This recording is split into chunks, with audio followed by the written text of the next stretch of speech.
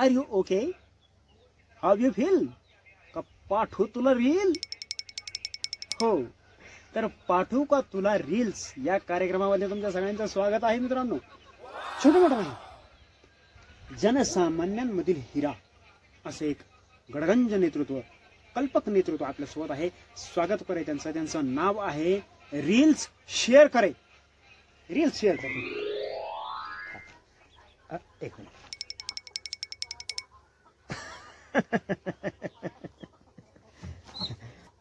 काम आधी आपण केलं पाहिजे. माझं काम होतं काही विशिष्ट माझ्या मित्रांना रील्स पाठवणं बाकी होतं. त्यांना ते रील्स पाठवून दिले आणि कम टू द पॉईंट. तर कसा होता प्रवास माझं? जसं तुम्ही इंट्रोडक्शनमध्ये सांगायला विसरलं, पण ठीक आहे की माझी खासियत म्हणजे मी रील्स पाठवतो. तर ती माझी बेसिक आयडेंटिटी आहे. मी रील्स पाठवतो, बाकी टाईमपास नाही करत. तर माझी ती खासियत असल्यामुळे मी आता एका जणाला रील्स पाठवली. ते असे इंटरव्ह्यूज वगैरे खूप तुम्ही कराल आयुष्यात, पण काम महत्त्वाचं. तर हां, मुद्द्यावर येऊया. तर कसा होता प्रवास? तर प्रवास तसा खडतरच होता. जसा मोबाईल घेतला ना, तेव्हापासूनच मला ती हुरहुरी लागली की आपण रील्स पाठवायला पाहिजे. रील्स पाठवणं त्यासाठी मी खूप स्ट्रगल केला आहे. आणि मी अशा लोकांना रील्स पाठवतो जे मला बोलत नाही, ज्यांचे माझे भांडण झाले, पण आज तागायत मी त्यांना रेग्युलर रील्स पाठवतो. म्हणजे शेअर करतो मी. मला त्याचं वेळेचंही भान नाही. व्यक्ती कुठलाही असो, मी रील्स पाठवतो. हीच माझी खासियत आहे आणि हीच राहावी. तर प्रवास तसा खूप मोठा आहे. बरेच माझे मित्र अनअवेअर असतात ह्या सगळ्या गोष्टींपासून. त्याला रील्सच माहिती नाही. काय सांगतोस काय? तुम्ही मोबाईलवर आहात, तुम्ही सोशल मीडिया इंस्टाग्रामवर आहात आणि तुम्हाला रील्स माहिती नाही? रील्स माहिती नाही. You are totally unawared of society and unawared of the trend. You are out of the trend असं मी त्याला म्हणतो. म्हणून मग मी त्यांना रील्स पाठवायला लागलो. आणि वा. बरं, ह्या सगळ्यामध्ये काही स्ट्रगल किंवा काही असे काय म्हणतात त्याला, गुंतागुंतीचे प्रसंग किंवा काही हार्ड प्रसंग असं काही झालेलं?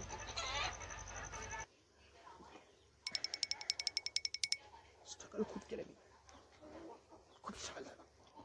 मी तुम्हाला सांगतो, अशा कंडिशनमध्ये मी रील्स पाठवल्यात. जेवण करताना मी रील्स पाठवल्या तो. अहो, बोललं तर चालेल ना? हो, प्लीज. बाथरूम मध्ये असताना मी रील्स पाठवले. काय सांगतोस काय? नंतर धुतली. अरे बापरे.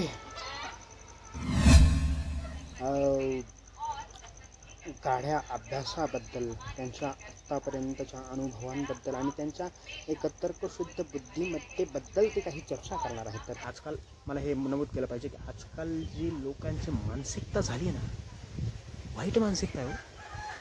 मी रील्स पाठवतो वर्षभर, पण समोरून मला कोणी रील्स पाठवतच नाही. हा कुठला ॲटिट्यूड, कुठली डिरिंग आहे? मग मी बऱ्याच जणांना फोन करून खडसावतो, मला रील्स आल्या पाहिजे, मला रील्स पाठवल्या पाहिजे, बस दॅट्स इट. आणि मग बऱ्याचदा येत नाहीत, पण मग मी त्यांचे मोबाईल घेऊन त्यांच्या मोबाईलमधून मला रील्स पाठवतो. बरं, माझा आता शेवटचा प्रश्न की ही सगळी जी रील्स संस्कृती आहे तर ती कुठपर्यंत घेऊन जाण्याचा विचार आहे? म्हणजे काय शेवटचं गोल काय असणार आहे? प्लीज तुझ्या शब्दात. आणि माझी इच्छा आहे आयुष्याच्या शेवटच्या म्हणजे चितेवर जाण्यापर्यंत मी रील्स पाठवणार. व्हॉट्सअप असो नसो, मी रील्स पाठवणार मित्रांनो. असं आहे माझं सरळ सोड स्वभाव.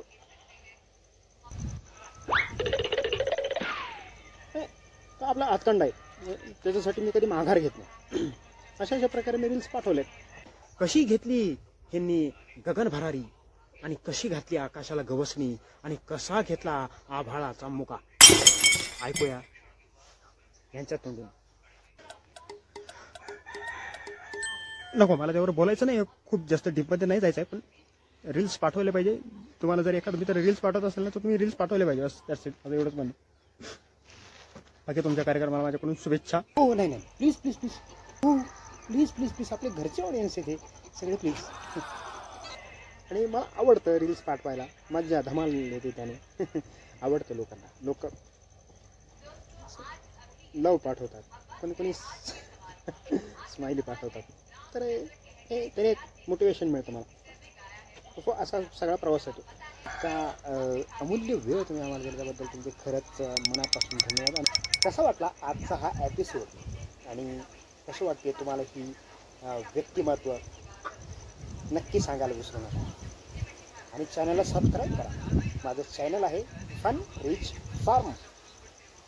नमस्कार, भेटूयात पुढच्या व्यक्तिमत्वासोबत. धन्यवाद.